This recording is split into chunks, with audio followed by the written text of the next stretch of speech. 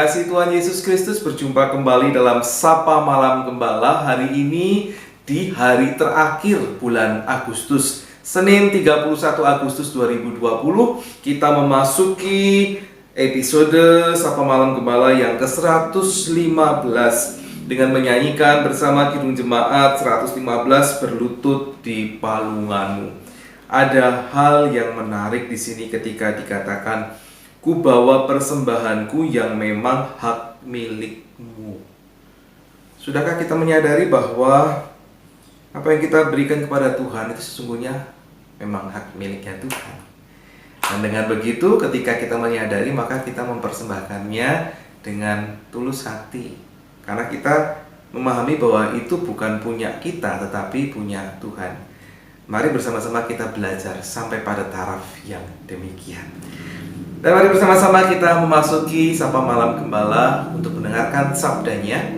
Kita memohon pertolongan Tuhan supaya kita dimampukan boleh mendengar firman Tuhan, memahami dan memberlakukan firman itu dalam kehidupan yang lepas hari. Mari kita berdoa. Sungguh kami bersyukur ya Tuhan, sepanjang Agustus ini Engkau memelihara kami sampai di hari terakhir.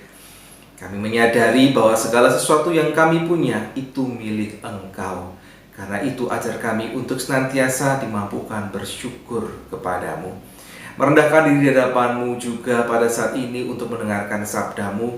Engkau menolong kami supaya firman yang kami dengar menjadi firman yang hidup di dalam Tuhan Yesus Kristus. Amin. Mari bersama-sama kita menyiapkan bacaan kita pada malam hari ini. Keluaran 12 ayat 29 sampai dengan 33. Temanya adalah tulah ke-10. Nah, setelah tertunda lama, kita memasuki tulah ke-10. Anak sulung mati. Tulah ke-10 anak sulung mati, dan kita membaca Keluaran pasal 12 ayat 29 sampai dengan 33. Demikian firman Tuhan. Maka pada tengah malam Tuhan membunuh tiap-tiap anak sulung di tanah Mesir, dari anak sulung Fir'aun yang duduk di tahtanya, sampai kepada anak sulung orang tawanan yang ada dalam liang tutupan, beserta segala anak sulung hewan.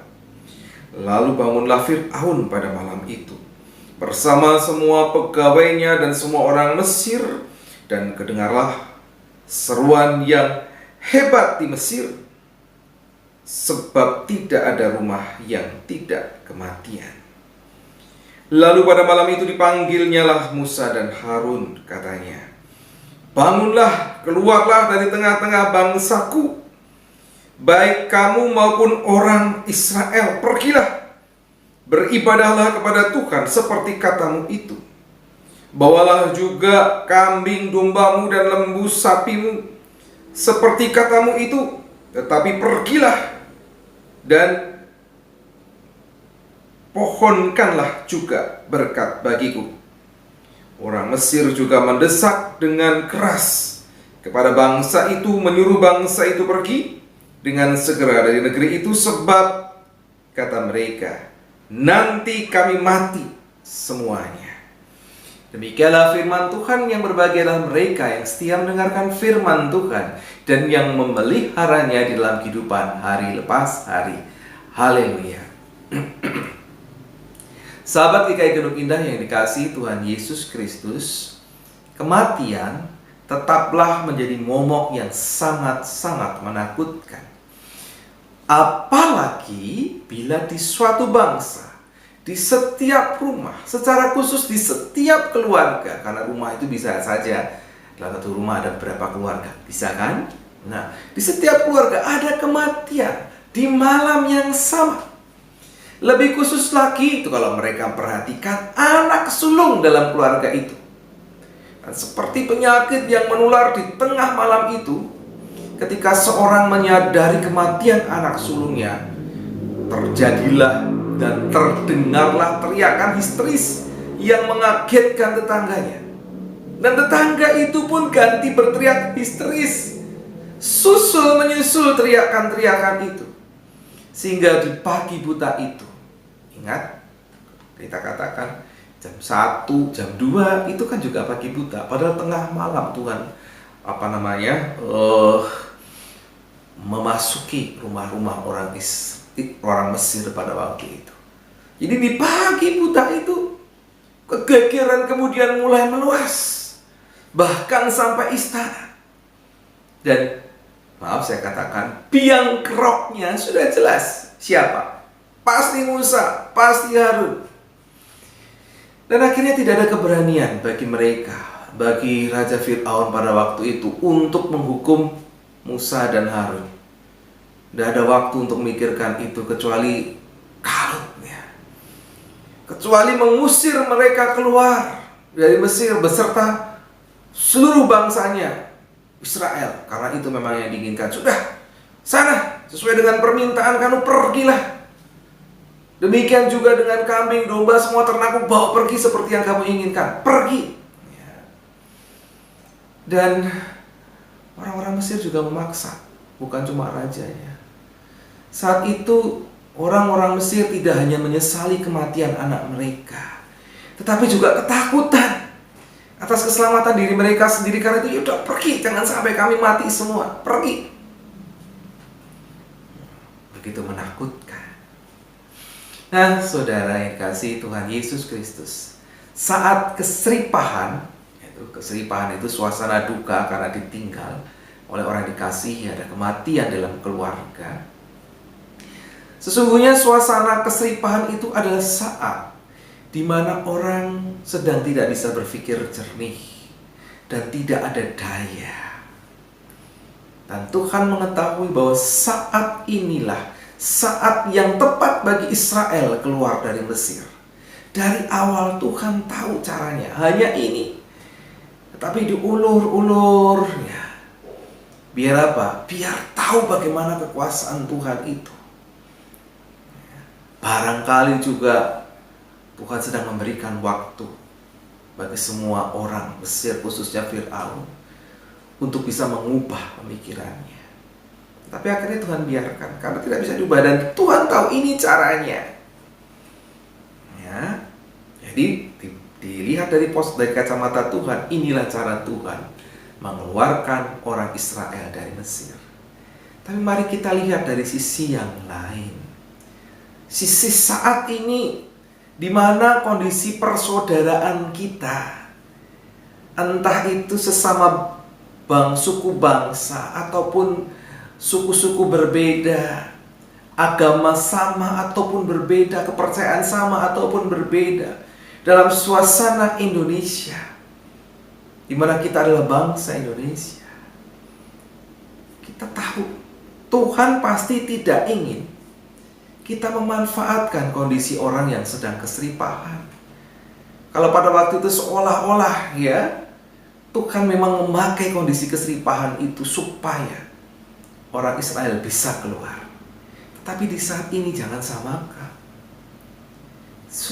Justru ketika ada orang keseripahan, kita tidak boleh memanfaatkan kondisi orang-orang yang keseripahan itu. Mengambil keuntungan nanti ke depan. Saudara akan lihat betapa orang Israel mengambil keuntungan dari hal itu. Justru sebaliknya, yang hendak diajarkan adalah kepada kita adalah mari kita mendukung. Mari kita menguatkan mereka, orang-orang keseripahan, orang-orang kesusahan. Bantulah mereka sesuai dengan kebutuhan mereka, sampai kemudian mereka bisa kembali berdiri dengan tegak untuk melanjutkan kehidupan mereka kembali. Dan sungguh saya sangat bersyukur, saya orang yang beruntung, punya anggota jemaat yang sangat memperhatikan saya. Ya. Di saat istri sedang mondok karena COVID, saudara-saudara dengan berbaik hati mengirimkan makanan kepada saya. Dan tentu saya berharap hal itu juga ditunjukkan kepada saudara-saudara yang lain, bukan hanya kepada saya, ketika mereka membutuhkan. Dan saya percaya jemaat ini mampu melakukannya. Ya, dalam kondisi berduka kita perlu menguatkan mereka sampai mereka bisa bangkit kembali. Lakukanlah dengan iman yang tertuju pada Tuhan Yesus. Amin. Mari kita berdoa. Ya Tuhan, tidak ada jalan lain ketika kami melihat pelajaran sejarah ini. Tuhan justru memakai kedukaan orang Mesir sebagai suatu cara untuk melepaskan orang Israel dari cengkraman orang Mesir. Mau tidak mau. Tetapi tentu Tuhan tidak menginginkan kami melakukan hal yang sama, mengambil keuntungan dari orang lain ketika mereka sedang mengalami duka cita. Tolong kami ya Tuhan. Entah mereka sahabat, entahkah mereka lawan kami. Kami tetap memberikan dukungan, memberikan kekuatan, pertolongan. Apalagi bagi mereka yang adalah saudara-saudara kami. Mampukan kami untuk menjadi berkat buat mereka. Terima kasih, di dalam Tuhan Yesus Kristus kami memohon kekuatan. Amin. Mari bersama-sama kita akhiri Sapa Malam Gembala. Kita menyanyikan kembali Kidung Jemaat 115 tadi. Kita menyanyikan baitnya yang ke-7.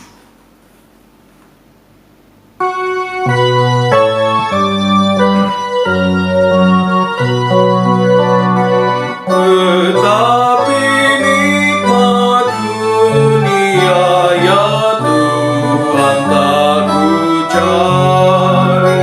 Kau datang miskin dan lemah, sengsara kau hadapi. Engkau memikul salibmu demi keselamatanku.